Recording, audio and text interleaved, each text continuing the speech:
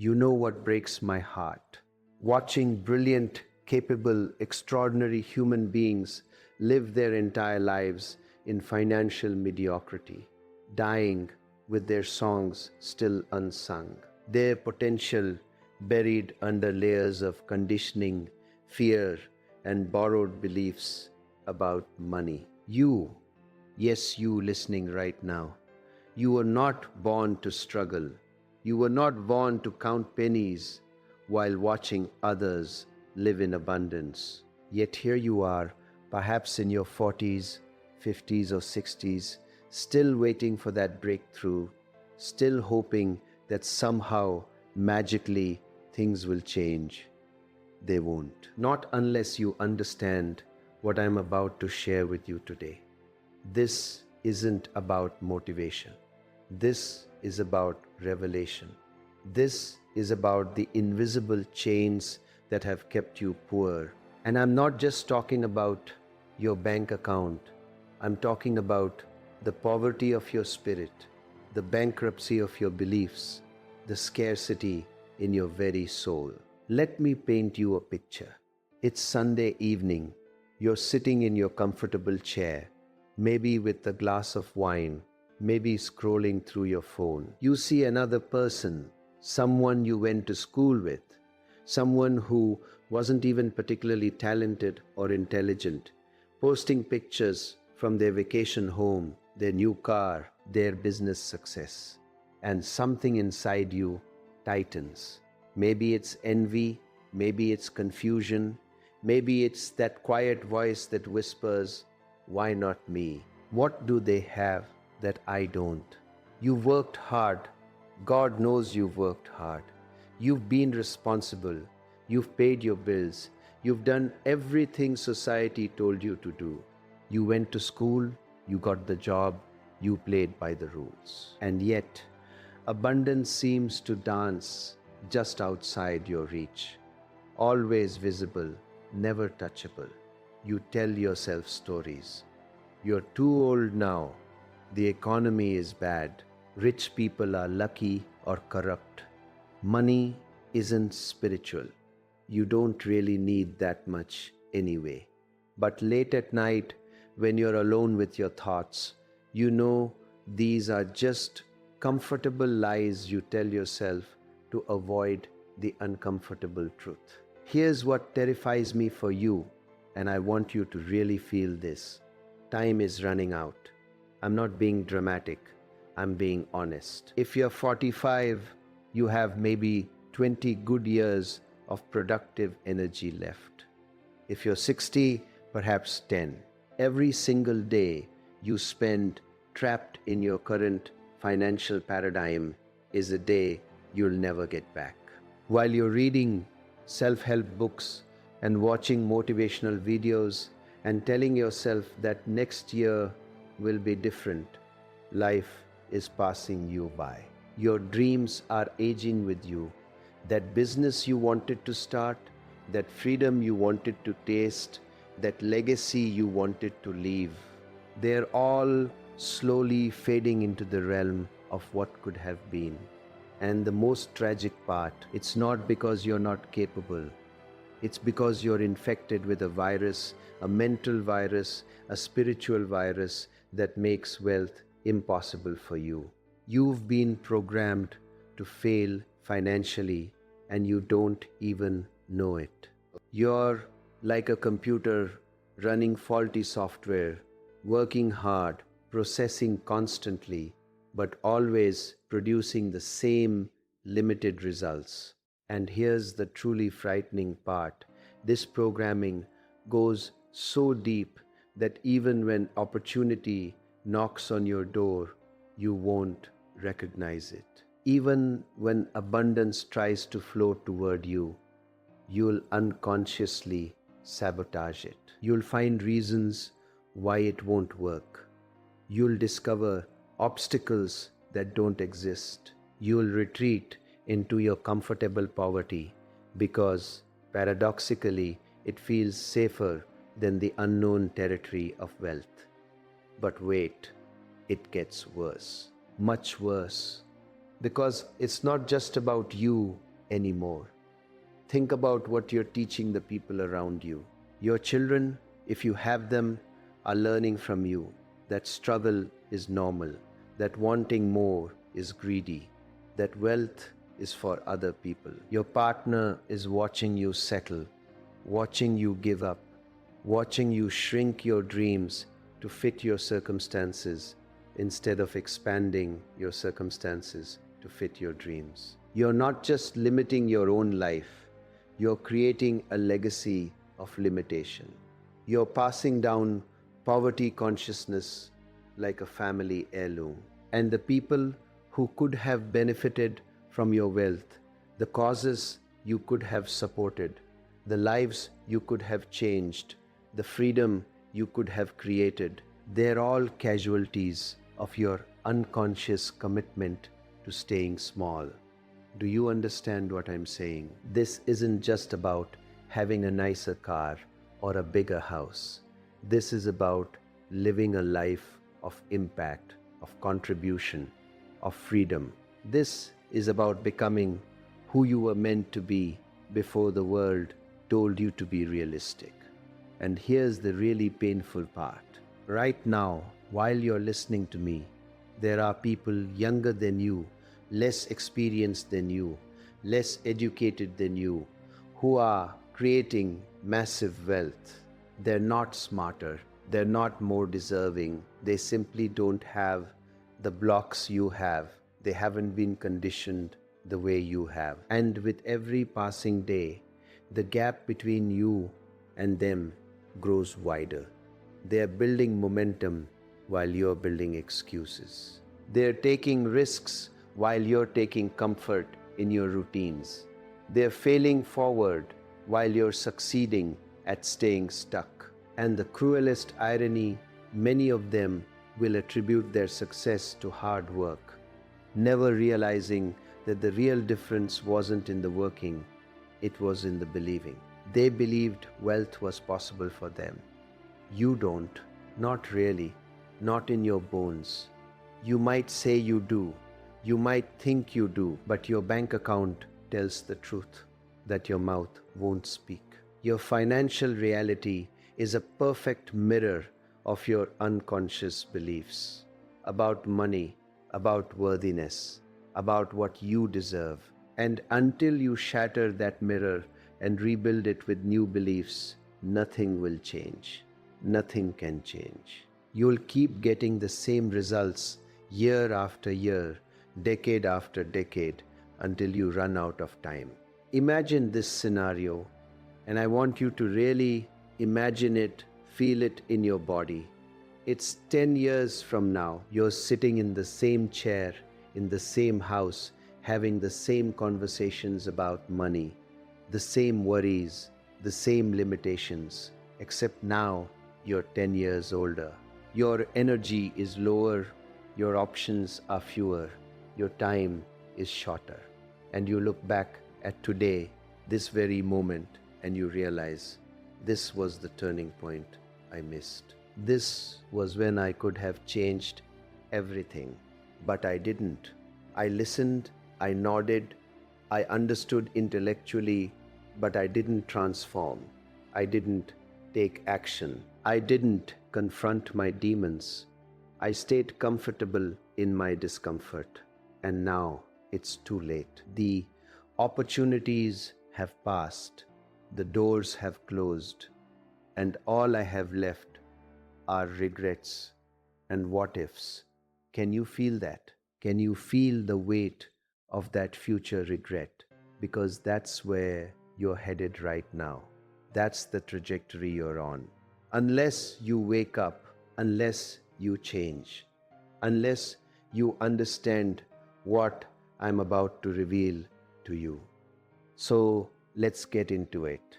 Let's talk about why you'll never become rich unless you understand these principles, and more importantly, unless you implement them. First, and this is fundamental, you have to understand that poverty is not primarily an economic condition. It's a psychological one. It's a spiritual disease. You've been taught to think of money as something outside of you, something you have to chase, something you have to work for, something that's scarce and hard to get. This is completely backwards. Money is energy, wealth is consciousness. Before money appears in your bank account, it must first appear in your awareness. You cannot attract what you subconsciously repel. And most of you, if you're honest, have a deeply conflicted relationship with money. Part of you wants it desperately. Another part of you judges it, fears it, feels unworthy of it. This internal conflict creates a force field around you that pushes money away even as you're trying to pull it toward you. It's like driving with one foot on the gas and one foot on the brake, then wondering why you're not getting anywhere. Let me tell you something I've observed over decades of working with thousands of people. Poor people think about money completely differently than rich people. And I'm not talking about poor in terms of current bank balance. I'm talking about poor in consciousness. You can be broke and have rich consciousness. You can be wealthy and have poor consciousness. The difference is this: poor consciousness sees money as an end. Rich consciousness sees money as a means. Poor consciousness asks, how can I make more money? Rich consciousness asks, how can I create more value? Poor consciousness focuses on getting. Rich consciousness focuses on giving. Poor consciousness operates from scarcity. Rich consciousness operates from abundance. Poor consciousness says, I'll be happy when I have money. Rich consciousness says, I'm abundant now, and money is simply one expression of that abundance. Do you see the difference? It's not semantic, it's fundamental. It's the difference between being a thermometer and being a thermostat. A thermometer reacts to the environment. A thermometer sets the temperature.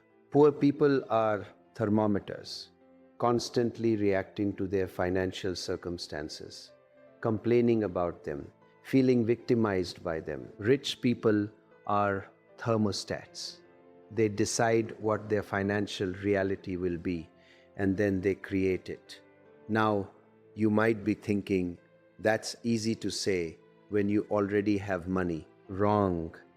That's the excuse that keeps you poor. Every single wealthy person, unless they inherited it, and even many who did, started with a decision that they would be wealthy. Not a wish, not a hope, a decision. And there's a world of difference between those two things. When you wish for something, you're powerless. You're waiting for external circumstances to change. When you decide something, you're powerful. You're declaring that you will make it happen regardless of circumstances. Let me ask you something. Have you ever actually decided to be wealthy? Not wished, not hoped, not dreamed, but decided with the same certainty that you decided to get married or have children or take that job? Probably not, because deciding means committing, and committing means risking, and risking means potentially failing, and failing means confronting your deepest fears about yourself. So instead, you stay in the comfortable middle ground of wanting but not committing, trying but not deciding, hoping but not believing. Here's another reason you'll never become rich. You've been brainwashed by a poverty-promoting culture. Let me be very clear about this. The society you grew up in, the religious institutions, the educational system, even your well-meaning parents, they all conspired unconsciously to program you for financial mediocrity. You were taught that money is the root of all evil. Actually, that's a misquote. The love of money is the root of all evil. But even that's questionable. You were taught that rich people are greedy, corrupt, selfish. You were taught that there's virtue in poverty, that struggling is noble, that wanting wealth is materialistic and unspiritual. These are lies, dangerous lies. Lies that have kept billions of people trapped in unnecessary suffering for centuries. Let me tell you the truth. Money is neutral. It's simply energy, a tool, a resource. It amplifies who you already are.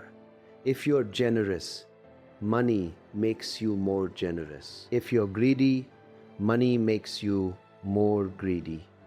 The problem is never money. The problem is consciousness. A person with poor consciousness and a lot of money becomes a rich person with problems. A person with rich consciousness and no money becomes a wealthy person in the making. And here's something they never taught you in school.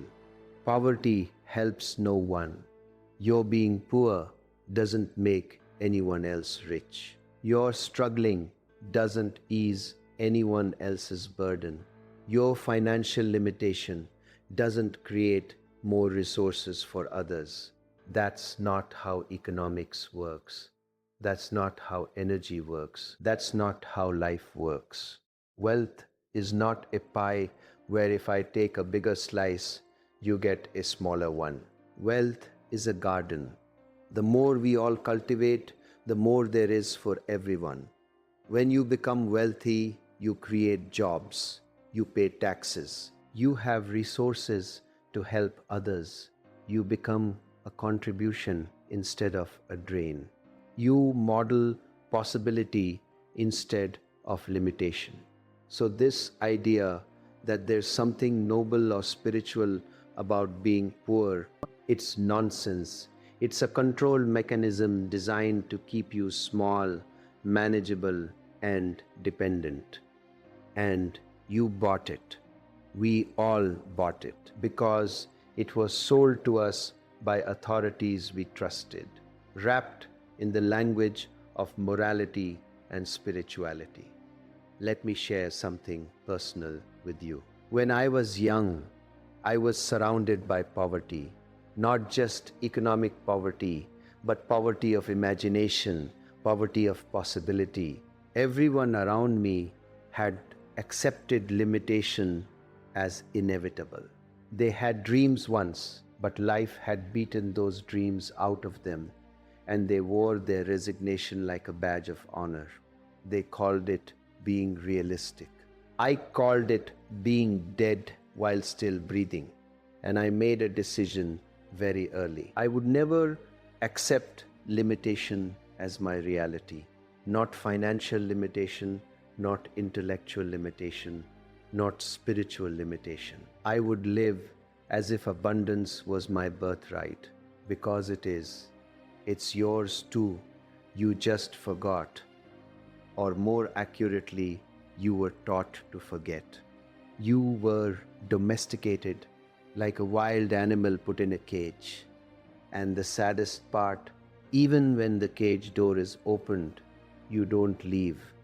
You've become so identified with the cage that you think it's who you are. Now, let's talk about another critical reason you'll never become rich. You're addicted to security. You've traded possibility for predictability. You've chosen the known misery over the unknown mystery. And I understand why. You've been hurt, you've failed, you've been disappointed. So you've built walls around yourself. You've created a life that's small enough to control. You have your job, your routine, your comfort zone, and the thought of risking that, even for the possibility of something greater, terrifies you. So you stay.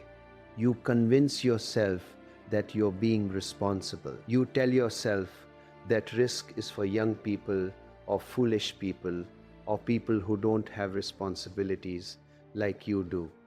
But let me tell you something that might sting a bit. Your need for security is not wisdom, it's fear.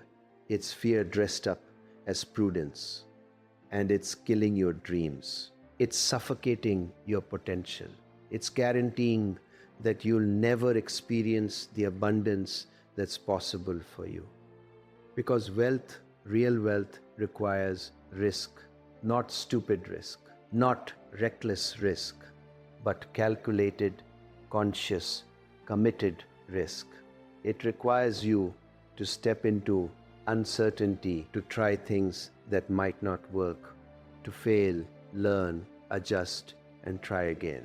And most people, especially by the time they reach their 40s, 50s, and 60s, they've lost their appetite for risk. They've become risk averse. They've chosen survival over thriving. And survival, by definition, is not abundant. It's just enough to get by, just enough to maintain, just enough to exist. Is that really what you want for the rest of your life? Just enough? Here's a question I want you to sit with. What would you do if you knew you couldn't fail? Really think about that. If failure was impossible, if success was guaranteed, what would you do differently? What business would you start? What investment would you make? What skill would you learn? What bold move would you take? Now, here's the truth. Failure is always possible, but it's not fatal. In fact, failure is feedback, it's information, it's education. Every wealthy person I've ever known has failed multiple times. The difference is they didn't let failure define them. They didn't make it mean something about their worth or their capability. They simply saw it as part of the process. They failed forward. But you've made failure mean something terrible about yourself. You've made it mean you're not good enough, smart enough, worthy enough. So you avoid it at all costs. And in avoiding failure, you also avoid success, because they're two sides of the same coin. You cannot have one without risking the other. Let me give you a framework that changed my life and has changed the lives of countless others. It's very simple. There are 4 levels of wealth consciousness. First level, poverty consciousness. This is where you're focused on lack, on what you don't have, on what's wrong. You're constantly worried about money. You're in survival mode. You make decisions based on fear. Second level, security consciousness. This is where most of you are. You have enough to survive, maybe even a little comfort, but you're constantly worried about losing it. You're playing defense, not offense.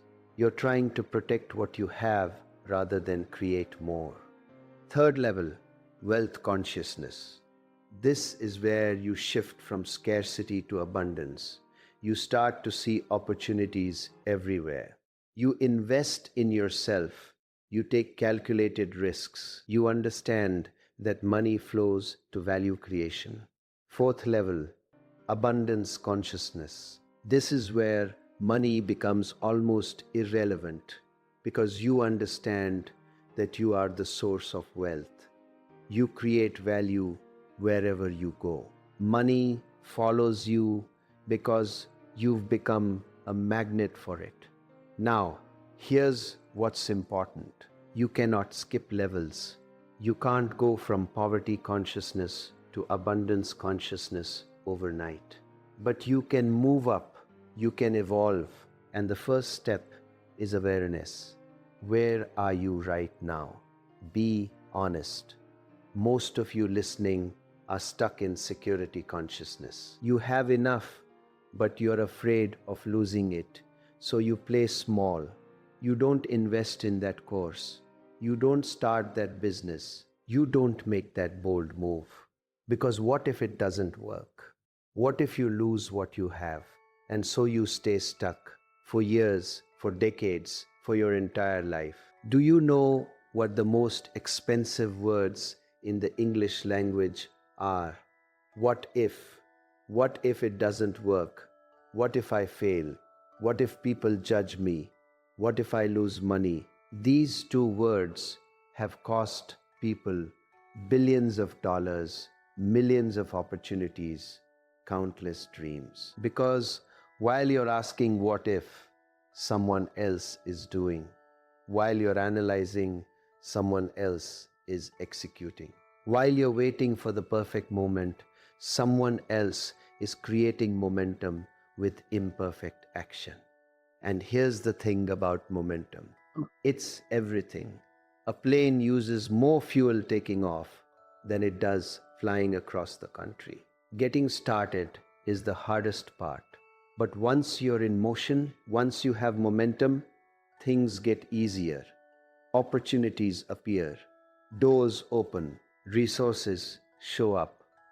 But you have to start, you have to move, you have to take that first step, even though you can't see the entire staircase.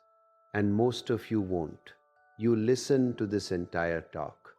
You'll nod, you'll agree, you'll feel inspired for about 48 hours, and then you'll go right back to your comfortable patterns, your familiar limitations, your predictable mediocrity, because changing requires discomfort, and you've become allergic to discomfort. You've organized your entire life around avoiding it. Let me tell you about the comfort zone trap. Your comfort zone is not comfortable. It's just familiar. There's a huge difference. Familiar feels safe even when it's painful. You'd rather have the pain you know than the uncertainty you don't. So you stay in the job you hate because at least you know what to expect. You stay in the financial situation you're frustrated with because at least it's predictable. You keep the same habits, the same thoughts, the same beliefs, even though they are not serving you because they're yours. They're familiar. They're part of your identity. But here's what you need to understand. Your comfort zone is a prison, and the longer you stay in it, the smaller it gets. What felt spacious 10 years ago now feels cramped. What felt acceptable 5 years ago now feels suffocating. Your comfort zone doesn't stay the same size. It shrinks unless you deliberately expand it, unless you regularly do things that scare you, unless you consistently push against your edges. And expanding your comfort zone, especially around money, requires you to confront your deepest fears and beliefs. So let's talk about beliefs, because this is where the real work is. Your beliefs about money were formed before you were 7 years old. Let me say that again. The financial reality you're living right now is largely determined by beliefs that were programmed into you before you could even think critically. You absorb them from your parents, from your environment, from your early experiences. And these beliefs are running in the background of your mind like software, creating your financial reality automatically, unconsciously. If your parents struggled with money, you probably have beliefs that money is hard to get, hard to keep, and there's never enough. If your parents fought about money, you probably have beliefs that money causes conflict and stress. If your parents said things like, "We can't afford that, money doesn't grow on trees, rich people are greedy, do you think I'm made of money?" Those statements became your beliefs. They became your truth. And now, decades later, you're living out those beliefs without even realizing it. You're creating evidence to support them. You're making choices that confirm them. You're unconsciously ensuring that your financial reality matches your childhood programming. Here's a powerful exercise I want you to do. Finish these sentences without thinking too much. Just let the answers come. Money is, rich people are, I can't afford, I don't deserve, my relationship with money is, what came up for you? Those automatic responses reveal your unconscious beliefs. And I guarantee if you're not wealthy, those beliefs are not empowering. They're limiting, they're false, but they're running your life. So what do? You have to reprogram yourself.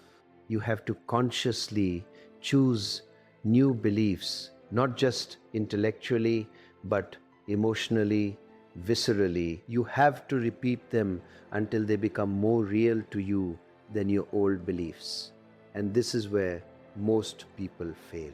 They read a book, they get excited, they say a few affirmations, and then they wonder why nothing changes.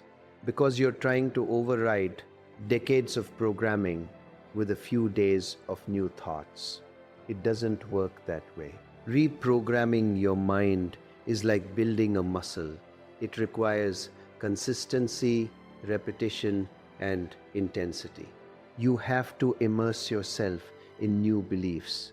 You have to surround yourself with evidence of possibility. You have to feed your mind with stories of wealth creation. You have to visualize yourself as abundant.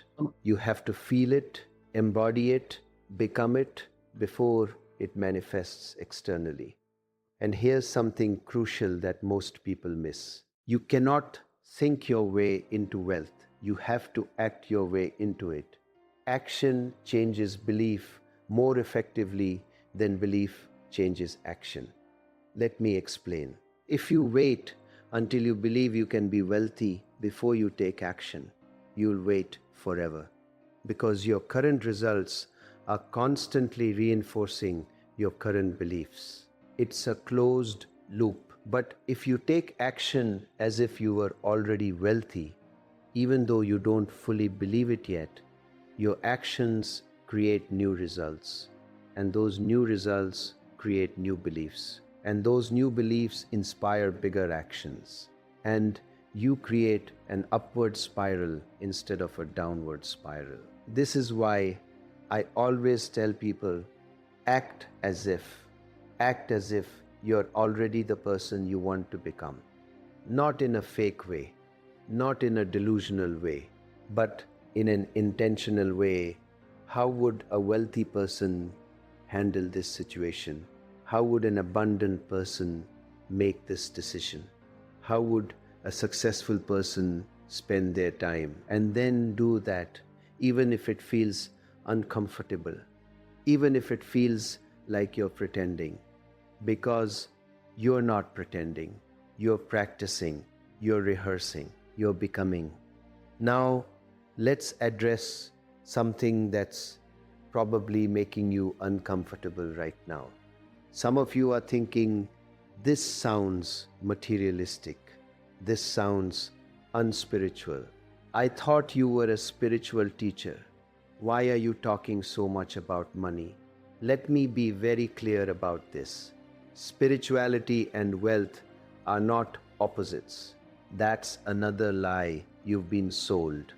True spirituality includes everything. It doesn't exclude the material world. It embraces it. It transforms it. Money in the hands of a conscious person is a tool for tremendous good. Money in the hands of an unconscious person is a weapon for harm. The problem is never money. The problem is consciousness. And here's something most spiritual teachers won't tell you, because they're trapped in their own poverty programming. Being poor doesn't make you spiritual. It just makes you poor. You can be broke and unconscious. You can be wealthy and enlightened. There's no correlation. In fact, I would argue that true spirituality naturally leads to abundance. Because when you're connected to Source, when you're aligned with life, when you're in flow, resources come to you effortlessly. Not because you're chasing them, but because you're creating value, you're serving, you're contributing. And the universe rewards contribution. Life supports what supports life. So, if you're struggling financially, it's not because you're spiritual, it's because you have blocks, you have fears, you have limiting beliefs. And those blocks are not spiritual, they're psychological, they're emotional, and they need to be cleared. Let me share a secret with you. Wealthy people understand something that poor people don't. Money is a game, and like any game, it has rules. If you understand the rules and play by them, you win. If you don't understand the rules, or if you refuse to play, you lose. It's that simple. Now, most of you were never taught the rules of the money game. Your parents didn't know them. Your teachers didn't teach them. So you've been playing a game without knowing the rules and then wondering why you keep losing. So let me give you some of the basic rules. Rule number 1, money flows to value. If you want more money, create more value. Not more activity, not more hours. More value. Rule number 2, money loves speed. The faster you act, the faster you receive. Hesitation is expensive. Rule number 3, money multiplies when invested. Saving alone will never make you wealthy. You have to invest in assets that appreciate. Rule number 4, money goes where it's respected. If you disrespect money, waste it, ignore it, it will leave you. Rule number 5, money is attracted to clarity. The clearer you are about what you want and why you want it, the faster it comes. Rule number 6, money requires vehicles. You need a business, an investment, a skill, something that channels money to you. Hoping and wishing are not vehicles. Rule number 7, money demands growth. If you're not growing, you're dying. If you're not learning, you're losing. The money game rewards continuous improvement. Now, let's get very practical, because I know some of you are thinking, this is all very interesting philosophically, but what do I actually do? Fair question. Let me give you a step-by-step framework that anyone can implement, regardless of age, regardless of current circumstances. Step 1. Get brutally honest about your current financial reality. Write down exactly what you have, what you owe, what you earn, what you spend. Most people avoid this step because it's painful. They don't want to face the truth. But you cannot change what you don't acknowledge. You have to know your starting point. Step 2. Decide on your financial goal. Not a wish, a decision. How much do you want to have? By when? Be specific. The universe responds to specificity. Vague goals produce vague results. Step 3. Identify the gap. What's the difference between where you are and where you want to be? This gap represents your growth edge. This is where you need to focus. Step 4. Ask yourself, what value can I create that people will pay for? This is the most important question. You don't get money by needing it. You get money by earning it. And you earn it by creating value. What do you know? What can you do? What problems can you solve?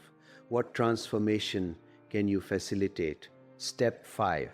Start before you're ready. This is crucial. You will never feel completely ready.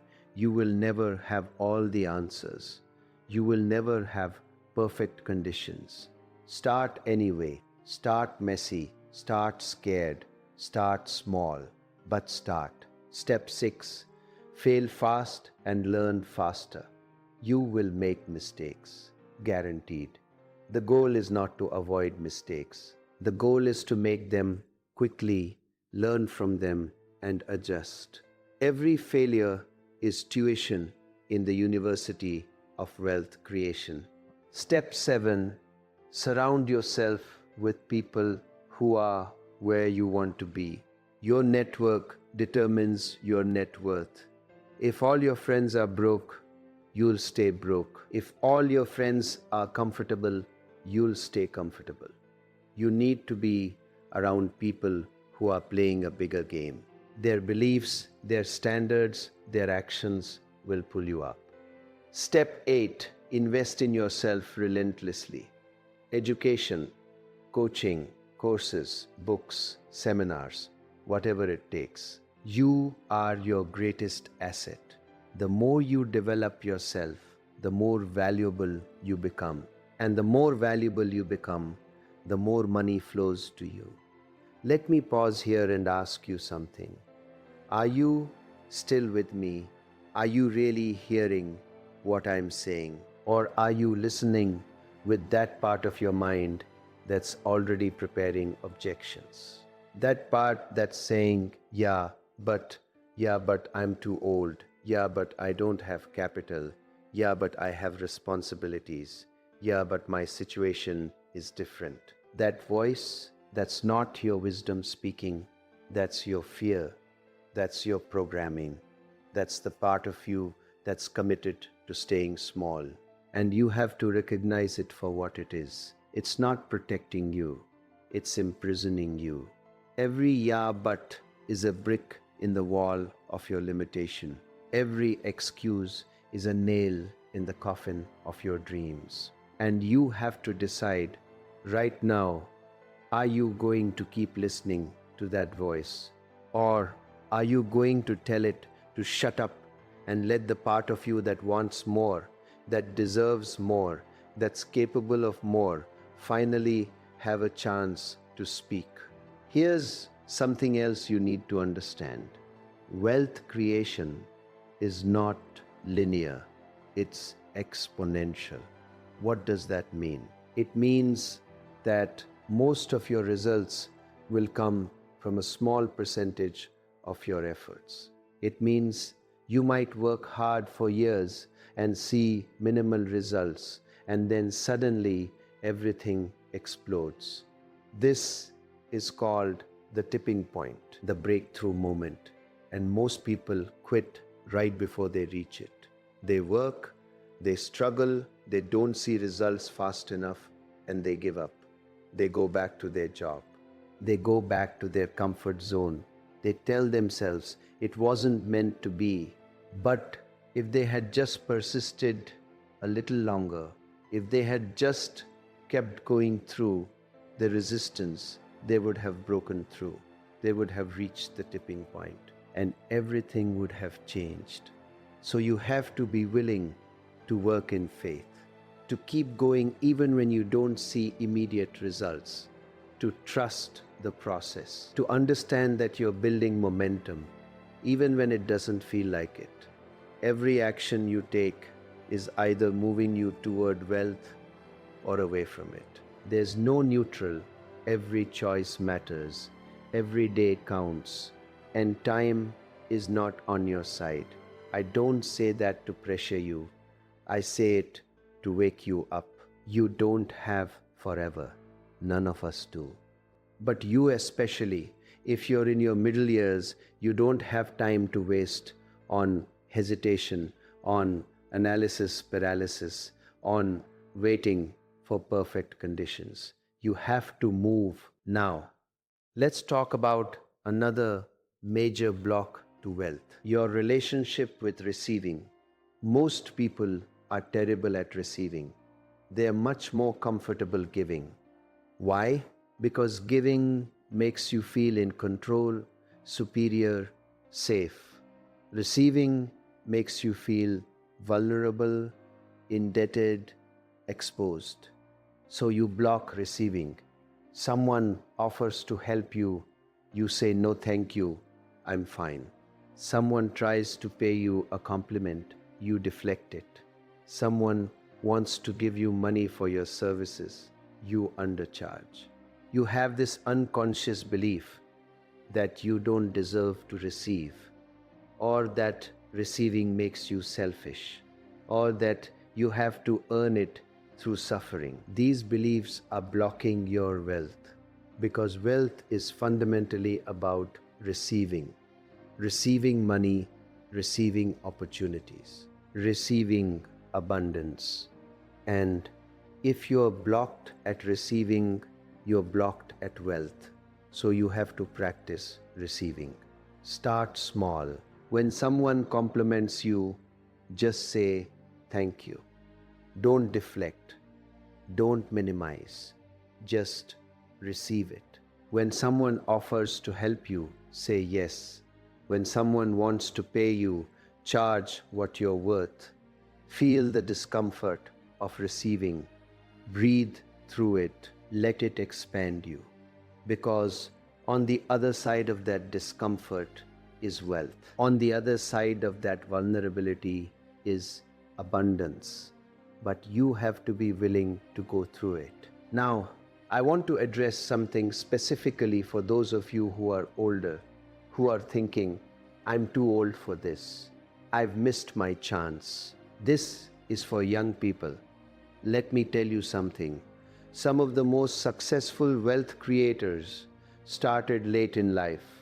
Colonel Sanders started KFC in his 60s. Vera Wang entered the fashion industry at 40. Ray Kroc started McDonald's at 52. Laura Ingalls Wilder published her first book at 64. Your age is not a limitation unless you make it one. In fact, you have advantages that younger people don't have. You have experience, you have wisdom, you have a network, you have skills, you have perspective.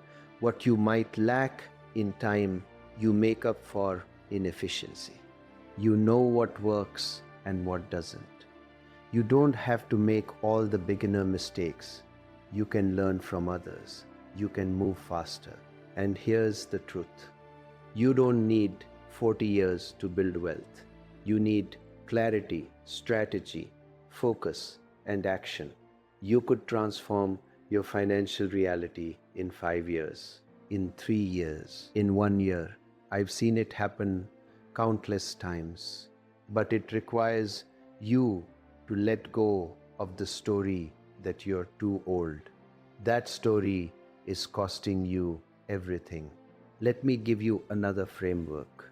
This one is about how to think about money on a daily basis, because your daily thoughts create your reality.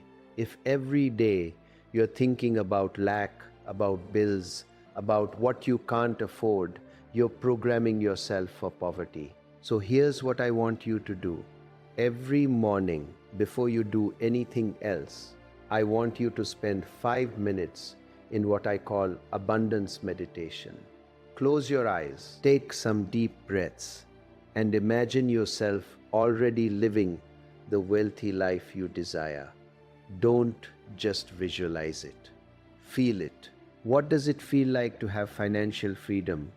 What does it feel like to look at your bank account and see abundance? What does it feel like to make decisions based on what you want, not what you can afford?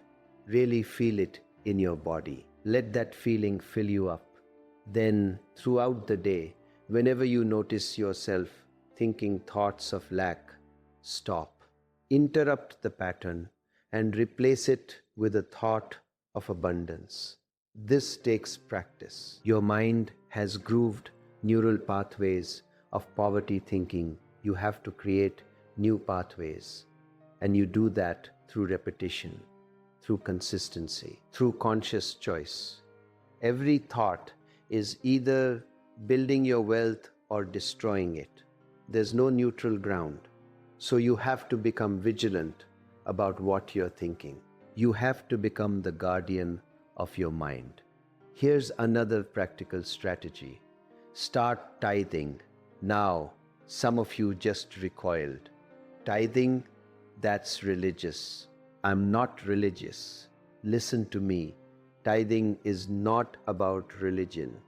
It's about energy. It's about circulation. It's about proving to yourself and to the universe that you believe in abundance. When you give away a portion of your income, especially when you don't feel like you have enough, you're making a powerful statement. You're saying, I trust that more is coming. I'm not operating from scarcity. I'm operating from abundance. And that shift in consciousness opens doors. It creates flow. Money that's hoarded stagnates. Money that's circulated multiplies. So I recommend giving away at least 10% of everything you earn. Give it to causes you believe in. Give it to people who inspire you. Give it to places that feed you spiritually. And watch what happens. I'm not talking about magic. I'm talking about energy. I'm talking about the law of circulation. What you give, you receive. What you hoard, you lose. It's a paradox, but it's true. And every wealthy person I know understands this principle. They're generous, not because they're wealthy because they're generous. The generosity came first, the wealth followed. Now, let's talk about something uncomfortable, your excuses, because I know you have them. Everyone does, and your excuses are very convincing to you. They feel like legitimate reasons, but let me tell you what they really are. They're stories you tell yourself to avoid taking responsibility. They're ways to stay safe. They're mechanisms to protect your ego. Because if you have a good excuse, then your lack of wealth isn't your fault. It's the economy. It's your age. It's your education. It's your circumstances.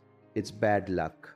And as long as you have someone or something to blame, you don't have to change. You don't have to grow. You don't have to take risks. You get to stay comfortable in your victimhood. But here's the cost. You also stay poor. You stay limited. You stay small. So you have to choose. Do you want to be right? Or do you want to be rich? Do you want to have your excuses? Or do you want to have your dreams? Because you can't have both. At some point, you have to drop the story. You have to stop explaining why you can't. And you have to start figuring out how you can. And I'm not saying your challenges aren't real. I'm not saying you haven't had obstacles. I'm saying that those obstacles don't have to define your future. They only define your past. And you get to choose whether you're going to live in your past or create your future. Let me tell you about the wealth formula. It's very simple. Value times leverage equals wealth. Let me break that down. Value is what you create, what you offer, what problem you solve.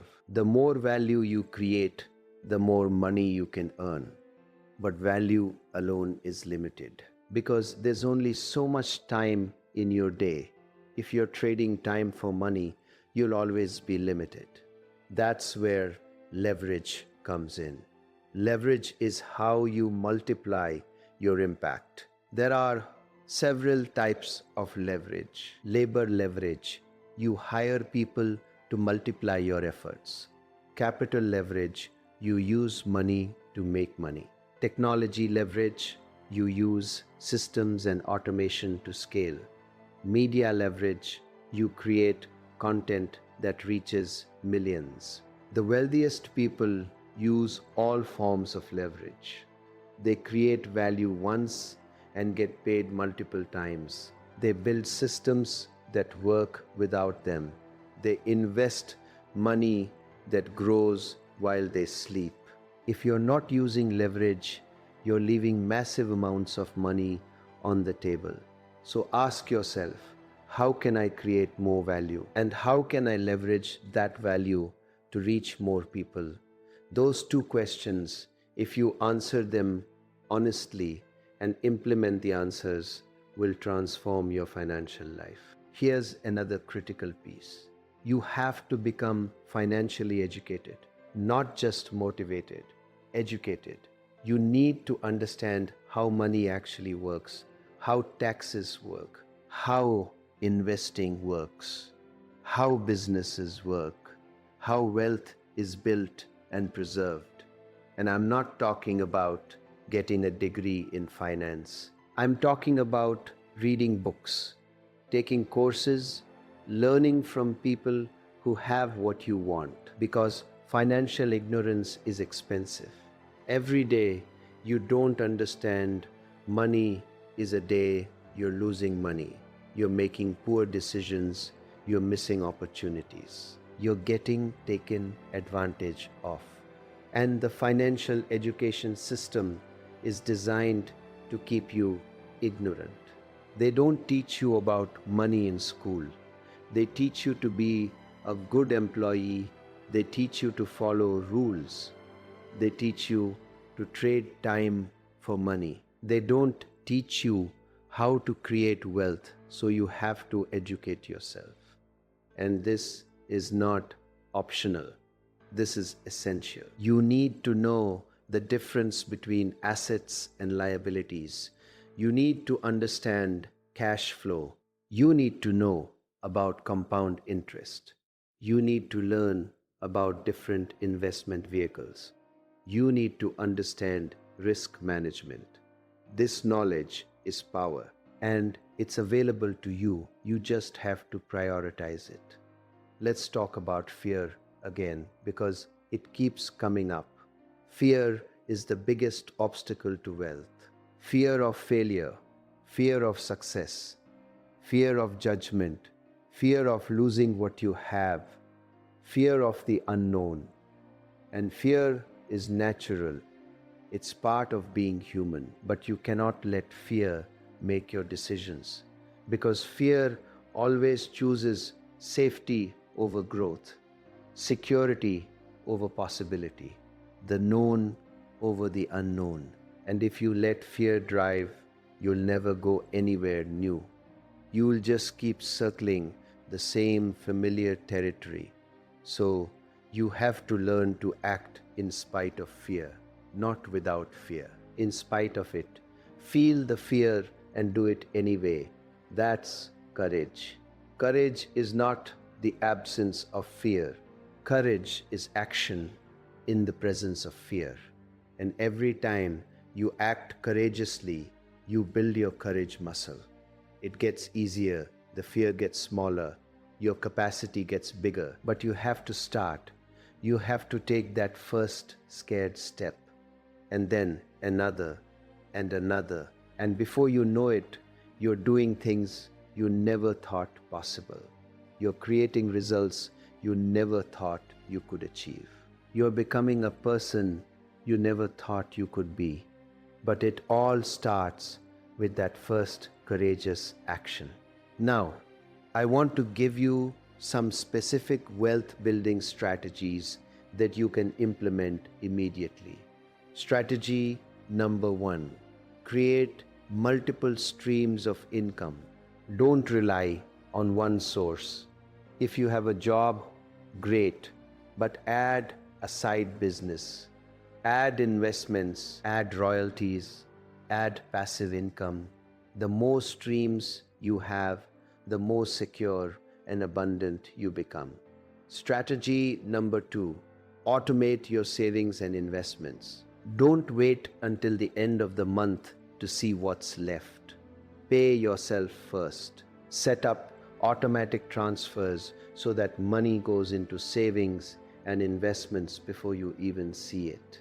Strategy number 3: increase your income. This sounds obvious, but most people focus on cutting expenses instead of increasing income. Yes, be smart with your spending, but focus more energy on earning more. Ask for a raise, Start a side business. Develop a high-income skill. Strategy number 4. Invest in assets, not liabilities. An asset puts money in your pocket. A liability takes money out. Most people buy liabilities thinking they're assets. A car is a liability. A house you live in is a liability. Investments that generate cash flow are assets. Buy more assets. Strategy number 5. Use debt wisely. Not all debt is bad. Debt used to acquire assets is good debt. Debt used to buy liabilities is bad debt. Learn the difference. Strategy number 6. Minimize taxes legally. The tax code is full of incentives for business owners and investors. If you're just an employee, you're paying the highest taxes. Learn how to use the tax code to your advantage. Strategy number 7. Protect your wealth. As you build it, protect it. Insurance, legal structures, estate planning. Don't wait until you're wealthy to think about protection. Start now. Let me share something that might surprise you. Your relationship with money mirrors your relationship with life. If you're stingy with money, you're probably stingy with love, with time, with energy. If you're fearful about money, you're probably fearful about other things. If you're chaotic with money, you're probably chaotic in other areas. Money is a mirror. It reflects your consciousness. So working on your money issues is actually working on yourself. It's personal development disguised as financial education. And this is why I am so passionate about this topic. Because when you heal your relationship with money, you heal your relationship with yourself. You become more confident, more empowered, more free. And that freedom allows you to contribute more, to love more, to live more fully. So this is not just about getting rich. This is about becoming whole. This is about stepping into your full potential. This is about living the life you came here to live. Now, some of you are probably wondering, what about spirituality? What about meditation? What about consciousness? Haven't you forgotten about that? Not at all.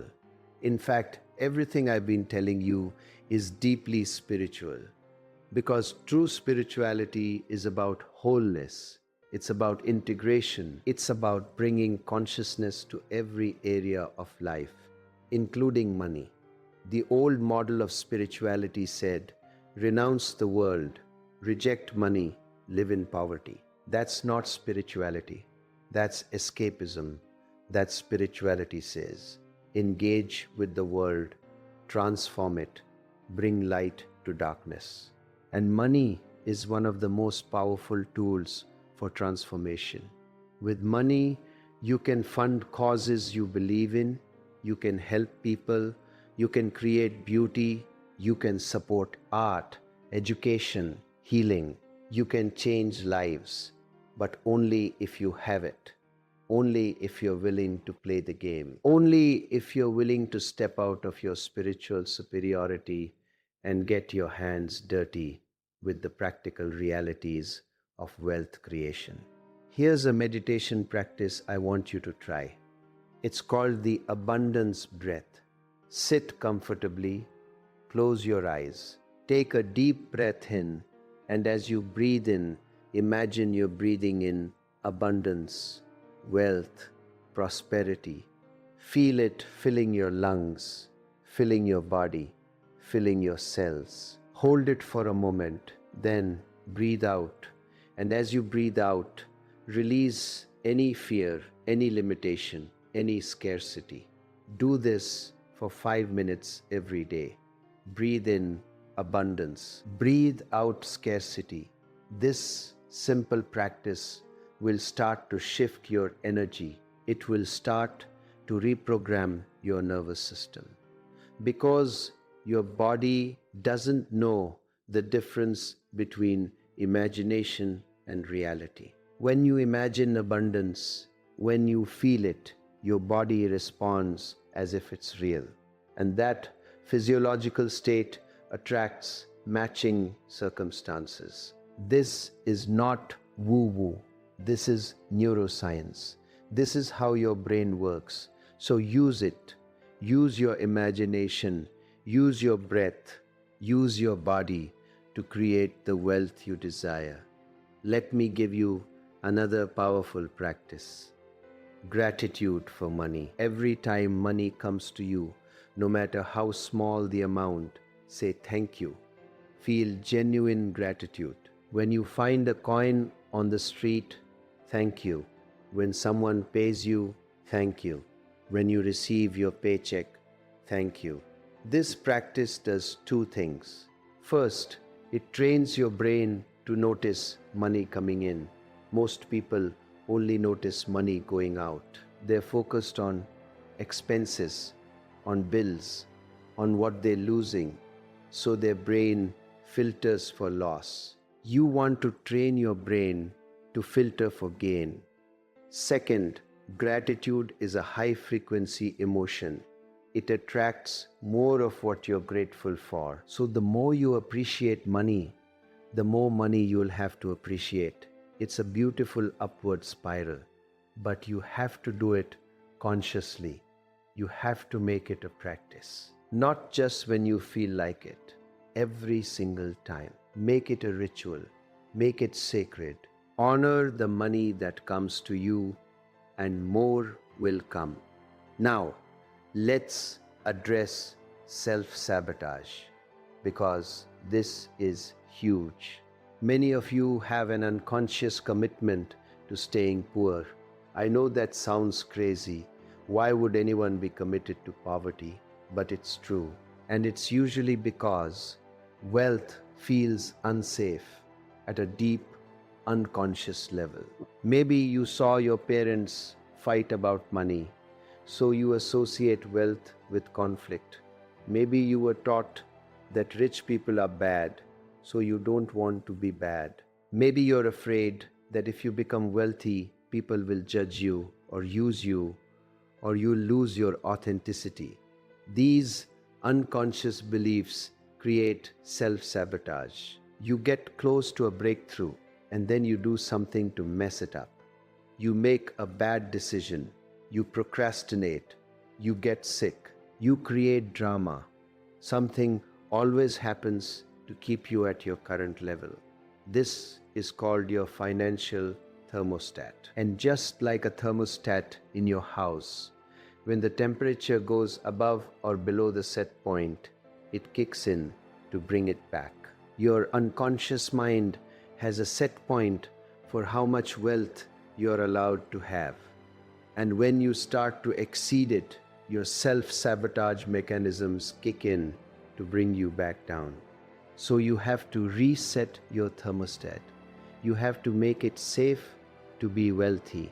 You have to clear the unconscious associations and beliefs that are keeping you stuck.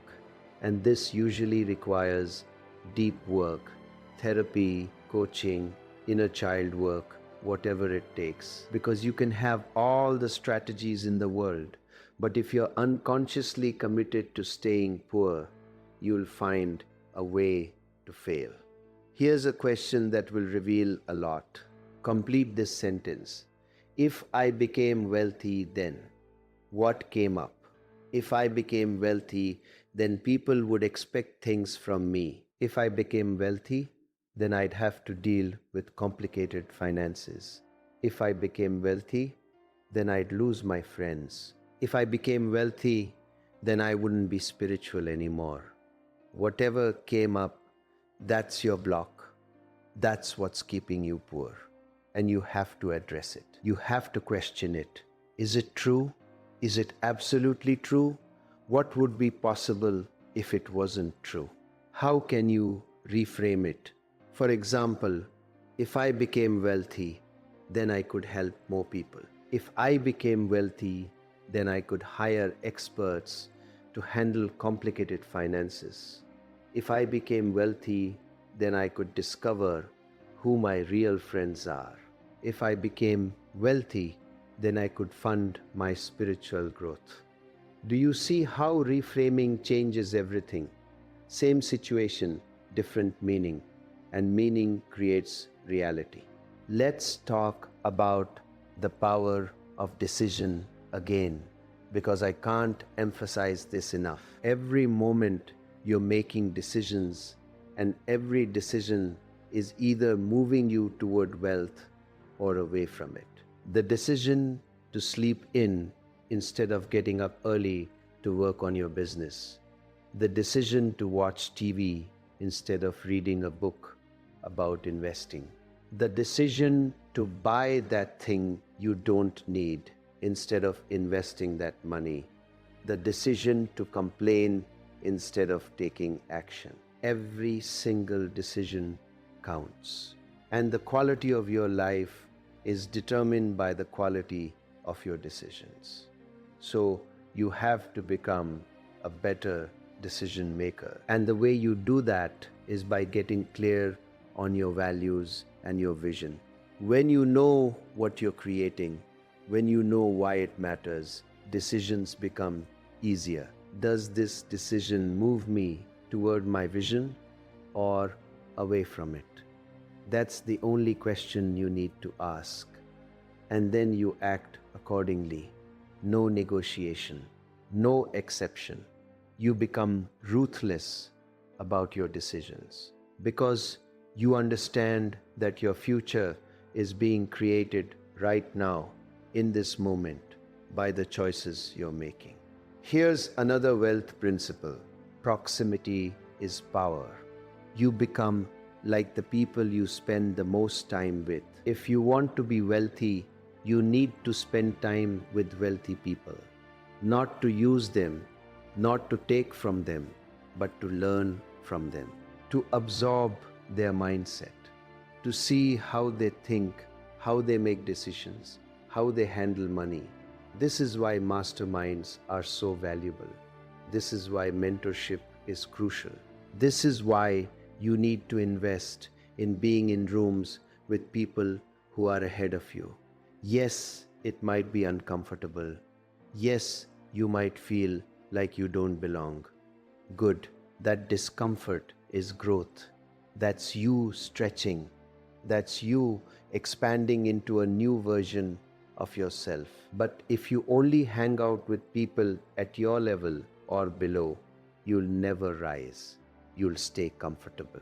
You will stay the same, so you have to be willing to outgrow some relationships. You have to be willing to seek new ones. You have to be willing to invest in proximity to people who have what you want. Let me give you a harsh truth. Your poverty is serving you somehow. Otherwise, you would have changed it by now. What is it giving you? Permission to not try, an excuse for why your life isn't what you want, sympathy from others, a sense of moral superiority, safety from risk. Whatever it is, you have to be willing to see it. You have to be willing to admit it, because until you do, you'll stay stuck. You'll keep creating the same results. So ask yourself, what am I getting out of being poor? And be honest. Don't give me the surface answer. Go deep. What's the hidden payoff? And then ask, is that payoff worth the cost? Is the safety worth the limitation? Is the sympathy worth the struggle? Is the excuse worth the unfulfilled potential? I'm guessing the answer is no. So what are you going to do about it? Here's what I want you to understand. Creating wealth is not complicated. It's simple. But simple doesn't mean easy. It requires clarity, commitment, consistency, and courage. Clarity about what you want and why. Commitment to do whatever it takes. Consistency to keep going even when you don't feel like it. And courage to face your fears and take action anyway. That's it. That's the formula. Everything else is just details, tactics, strategies, and yes, those matter, but they're secondary. The primary thing is your consciousness, your beliefs, your identity, your commitment. Get those right, and the tactics will work. Get those wrong, and no tactic will save you. So stop looking for the magic strategy.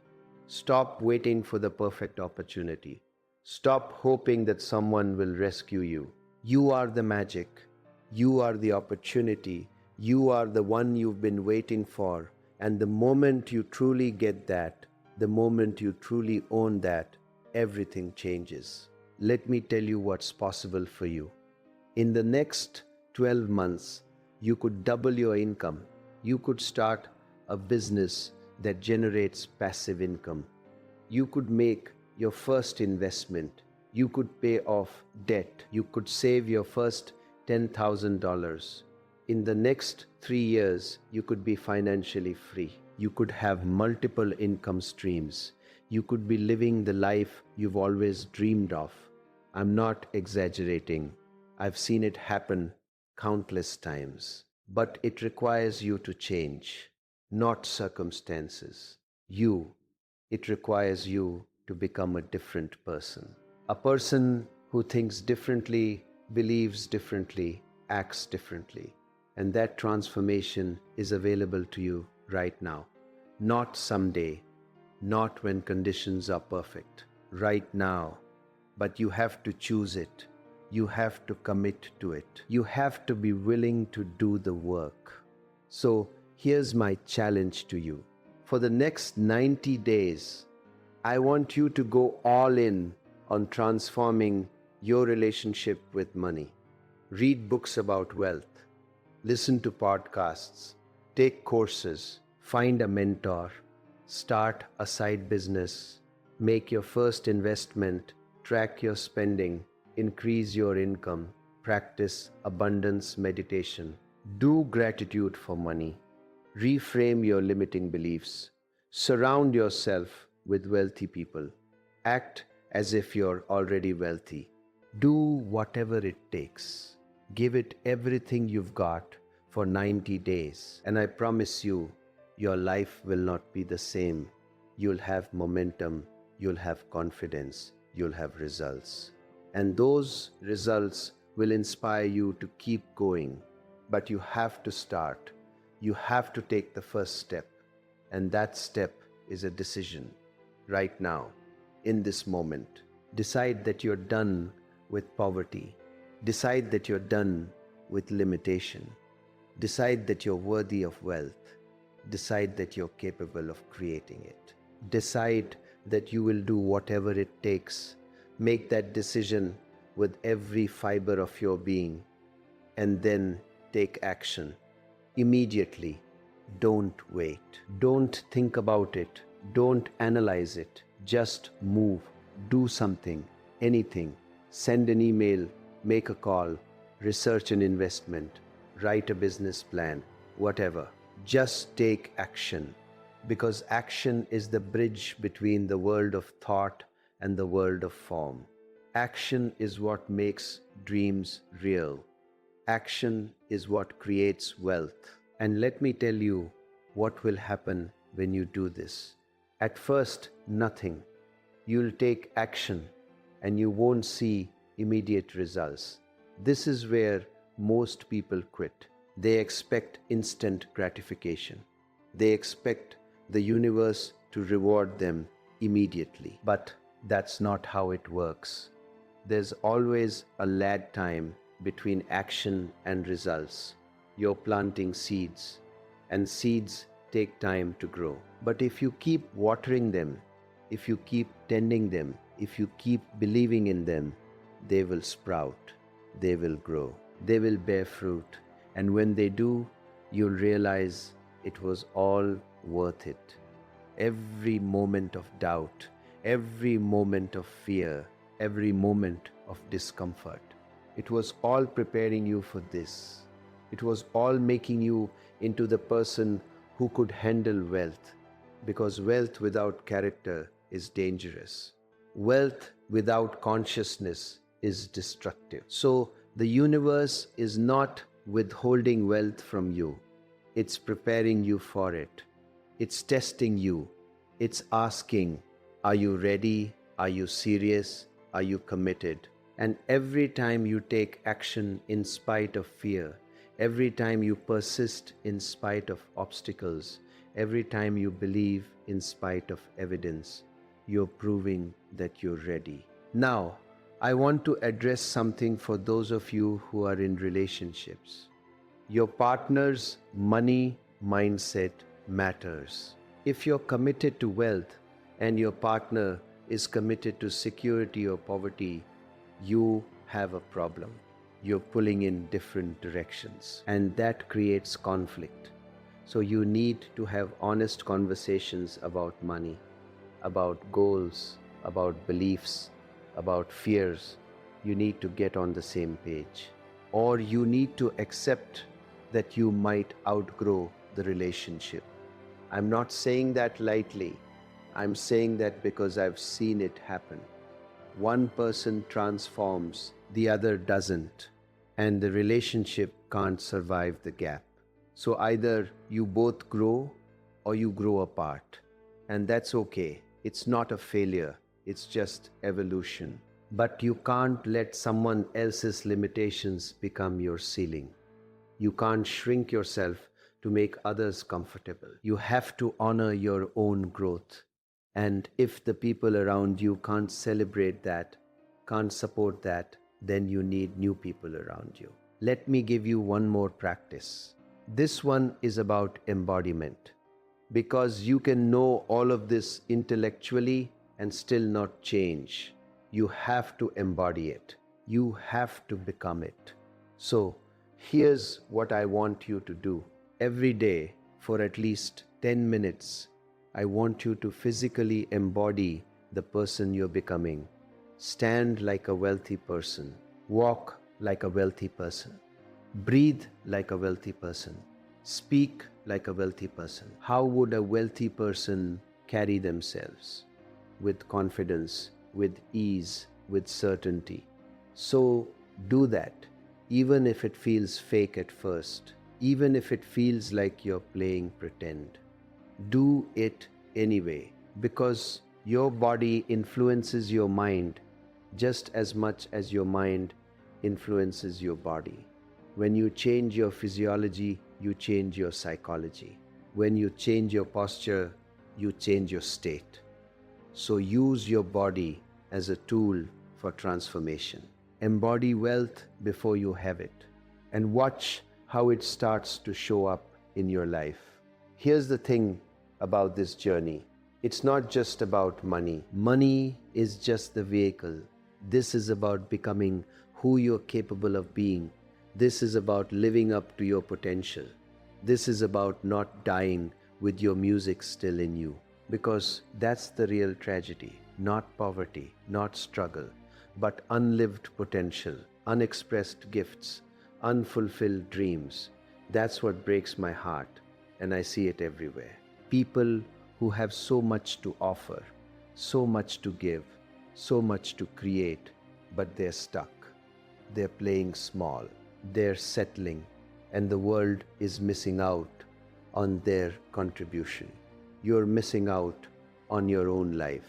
So this is not about greed. This is not about materialism. This is about stewardship. This is about using the gifts you've been given. This is about creating value. This is about making a difference. And you can't do that if you're broke. You can't do that if you're stuck in survival mode. You can't do that if you're constantly worried about money. So creating wealth is not selfish, it's essential. It's your responsibility, it's your duty. And let me tell you what's on the other side of this transformation. Freedom, not just financial freedom, emotional freedom, mental freedom, spiritual freedom, the freedom to be yourself, the freedom to take risks, the freedom to say no, the freedom to say yes, the freedom to choose. That's what wealth gives you: options, choices, possibilities. And isn't that what you really want? Not the money itself, but what the money represents: freedom, security, possibility, the ability to live life on your terms, to wake up when you want, to work on what you want, to spend time with who you want, to travel where you want. That's the real wealth, and it's available to you. But you have to claim it. You have to choose it. You have to create it. So let me bring this full circle. I started by telling you why you'll never become rich. And I've spent all this time showing you the blocks, the fears, the beliefs, the patterns that keep you stuck. But here's the truth: you can become rich. You absolutely can. But only if you're willing to change. Only if you're willing to grow. Only if you're willing to do what you've never done before. Only if you're willing to become who you've never been before. And that's the real question. Are you willing? Are you ready? Are you committed? Because if you are, if you really are, then nothing can stop you. Not your age, not your circumstances, not your past, not your fears, nothing. You'll find a way. You'll make it happen. You'll create the wealth you desire. But it has to start with a decision. Right now, in this moment. What do you choose? Do you choose limitation, or do you choose possibility? Do you choose fear, or do you choose courage? Do you choose poverty, or do you choose wealth? The choice is yours. It's always been yours. And whatever you choose, you'll be right. If you choose poverty, you will find evidence to support it. If you choose wealth, you will find evidence to support it. So choose wisely, choose consciously, choose wealth, choose freedom, choose possibility, choose yourself, and then take action. Massive action, consistent action, committed action. And don't stop until you've created the life you came here to live. This is not the end. This is the beginning. This is your wake-up call. This is your invitation. This is your moment. Don't waste it. Don't let fear win. Don't let doubt win. Don't let your programming win. You are more powerful than you know. You are more capable than you believe. You are more deserving than you feel. And it's time to prove it. Not to me, not to anyone else, to yourself. It's time to show yourself what you're made of. It's time to step into your greatness. It's time to claim your wealth. So go, take action, start now. And remember, I'm not here to convince you. I'm here to remind you. You already know this. Deep down, you already know you're meant for more. You already know you're capable of wealth. You already know what you need to do. You're just scared, and that's okay.